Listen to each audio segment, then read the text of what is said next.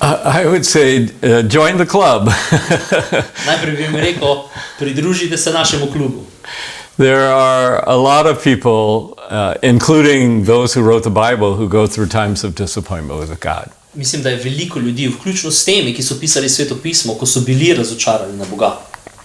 And I've learned over time, it's easy to think of God kind of as our errand boy. You know, most of my life is under control, but a few things I need somebody's help with. In nažalost velikokrat lahko mislimo na Boga kot na nekoga, ki pomaga nam. Nekdo, ki mu jaz povem, moje življenje je kar v redu, ampak na teh področjih bi pa rabil pomoč. And if you assume that if you become a Christian, then you'll always keep your job, you'll never get sick, you'll never die, you're going to be disappointed with God because we don't get an immunity to those problems on earth. In kot kristjan, če razmišljaš, ja, ko bom sprejel Boga, potem bo moje življenje v redu, bom vedno imel službo, nikoli ne bom bolan, ne bom umrl, potem boš zelo razočaran, zato ker se bodo te stvari zgodile. In the Psalms, particularly, there are all sorts of prayers.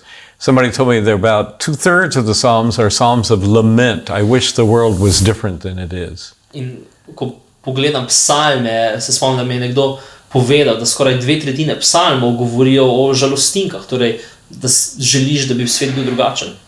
So, get used to it. Disappointment is going to for sure happen. Torej, pač navadi se, zato ker boš razočaran v svojem življenju.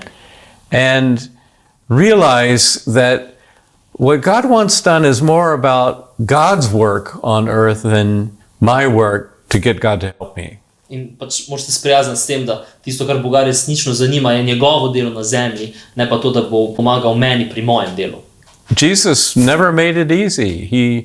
He said, my way is the narrow way. A lot of people will fall away.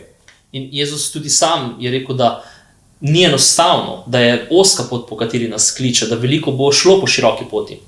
There are rewards, but there are going to be times when you wonder, is this worth it or not? And as I look back on my life, I would say, certainly yes. In vidimo, da so nagrade nam obljubljene, vendar to ne pomeni, da bo lahka pot, ki je pred nami. Vendar, ko jaz pogledam nazaj v moje življenje, lahko rečem, ja, bilo je vredno.